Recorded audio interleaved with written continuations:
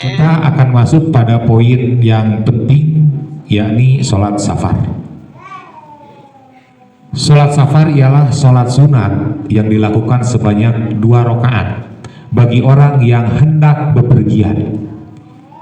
Jadi bukan hanya bagi orang yang akan pergi haji saja, akan tetapi lebih baik setiap kita bepergian sunat melakukan sholat sunat safar, terutama bagi bepergian yang melebihi 2 marhalah atau bepergian bahasa orang keluar kota lah. 2 marhalah itu kurang lebih 82 kilo, berarti lewat Garut ke sana ke Tasik gitu. Mun kapal itu mah ke Sukabumi, pengintennya Sukabumi atau napi Purwakarta, Bogor, masuk kategori itu lebih baik melakukan sholat sunat 2 rakaat yang disebut sholat sunat safar gitu ya. Sholat sunat yang kita maksudkan karena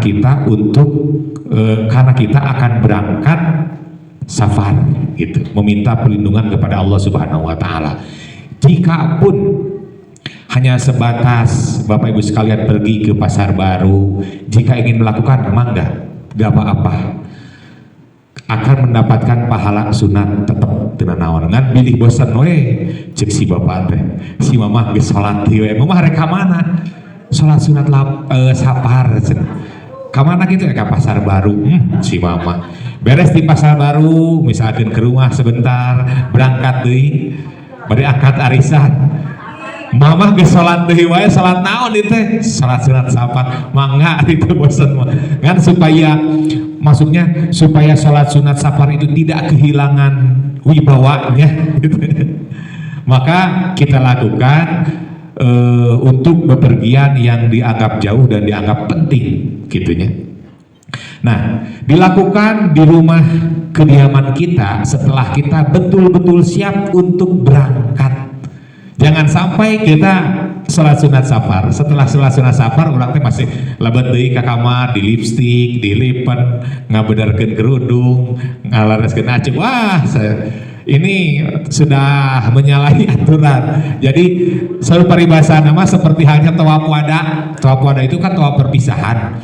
Maka setelah selesai melaksanakan tawaf wada, jangan nongol lagi ke Masjidil Haram, malu karena kita sudah pamit gitu. Nah, sholat safar pun demikian. Jadi setelah semua persiapan selesai, tinggal berangkat, baru kita menggelar sejadah. Sholat sunat safar 2 rakaat. Nah, barang bawaan harus disiapkan di dekat pintu keluar.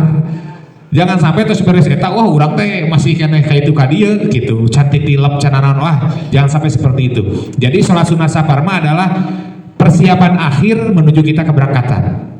Nah, untuk melaksanakan ibadah haji pun demikian, apalagi hajinya pekerjaan mulia yang mana pergi haji itu predikatnya sama dengan jihad fisabilillah, yang mana kita tidak tahu apakah pulang ke Indonesia ini hanya nama saja atau sama fisik kitanya, kita tidak tahu. Bisa saja hanya nama saja fisiknya dikantunkeun di situ, dimakamkan di ma'ala misalkan, wallahu a'lam.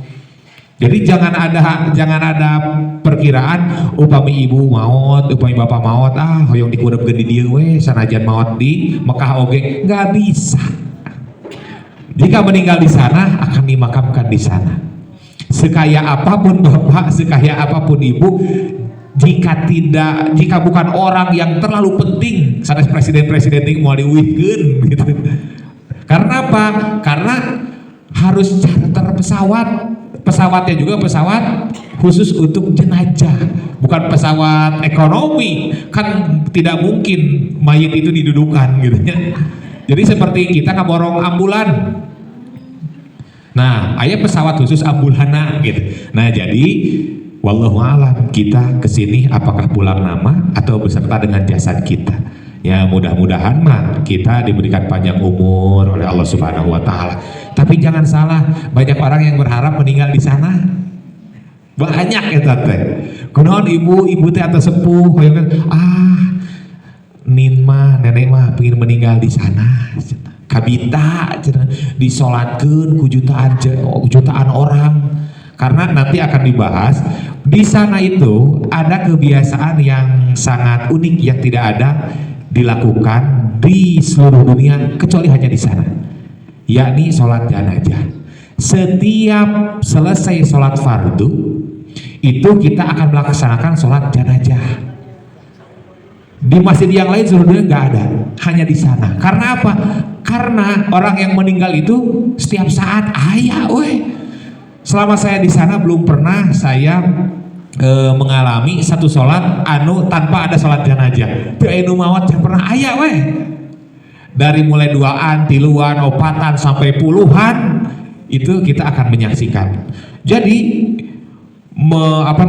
menjelang komat itu seluruh rombongan nyaranak jenazah set ke depan. Pas beres salam teh kita langsung ngadeg sadayana dan tepat sholat jenazah. Gitu. Berarti kan kalau kita bayangkan jutaan orang, pasti dari sekian juta orang yang berkunjung ke tanah suci itu pasti ada yang meninggal. Gitu. Dan itu terjadi setiap saat. Dan akan Bapak Ibu dapatkan setiap selesai melaksanakan sholat fardu di Masjidil Haram. Nah, next Don. Kemudian ini adalah praktek untuk melaksanakan sholat safar. Usolli sunatan li safaril haji rok'ataini lillahi ta'ala. Dilaksanakan sebanyak 2 rakaat. Rakaat pertama membaca surat Al-Kafirun dan next Al-Kafirun. Yang kedua membaca surat Al-Ikhlas. Kulhu. Kemudian Al-Kafirun, Al-Ikhlas. Kemudian setelah selesai membaca doa ini, Allahumma ilaika tawajjahtu, dan seterusnya. Tidak akan saya bacakan supaya mempersingkat waktu. Nah, ini bisa kita lakukan mau keluar rumah. Lebih baik dilaksanakan setiap kita mau keluar kota. Gunanya apa?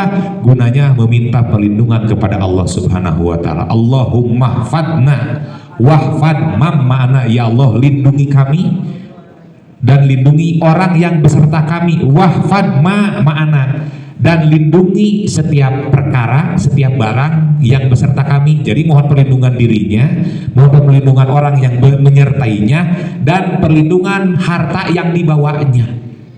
Kepada siapa lagi kita meminta perlindungan kecuali selain kepada Allah Subhanahu wa taala, gitunya.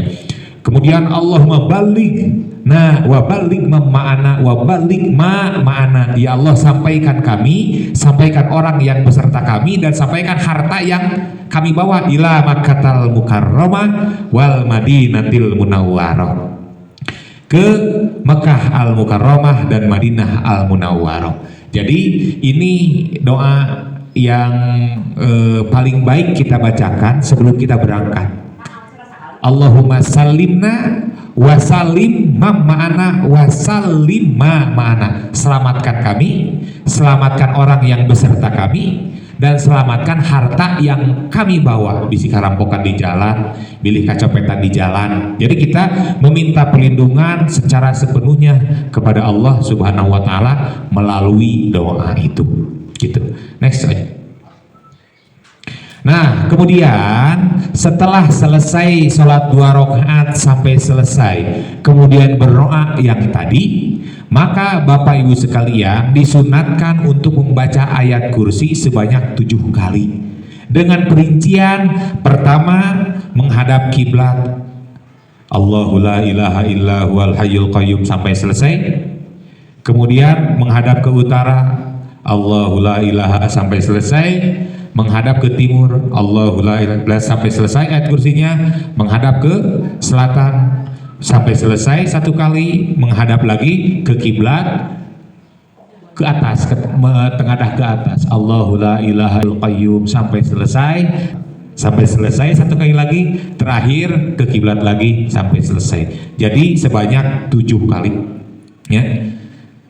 Ka kiblat sekali, ka kaler sekali, kawetan sekali, kakidul sekali, kakiblat deui kaluhurna, kakiblat ka handapna, namanya kakiblat deui ka payun. Selesai ya 7 kali. Nah, next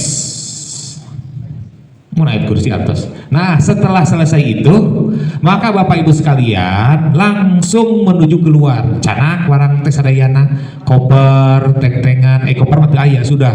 Paling tentengan, leupet, bilih nyanak, da bilih laparnya. Dari asrama haji Tamu asrama haji di asrama di tempat kita aya acara ge full di tempat full biasanya pusdikpomnya menjelang keberangkatan teh kan sok lami eta teh bih lapar aya leupeut makan orang teh nyanak snack sendiri gitu. Nah keluar kemudian Bapak Ibu sekalian menuliskan ini di pintu isyarat misalkan di pantau keluarnya misalkan abis dilebet gitu ya kemudian keluar rumah ceritanya ditutup kemudian dituliskan innalladzi faradu alaikal qur'ana laradduka ila ma'ad pakai telunjuk. Siapa yang nulis? Ibu yang mau berangkat, jangan Pak Ustadz. Ada yang salah persepsi di pelaksanaan sholat safar pun sama.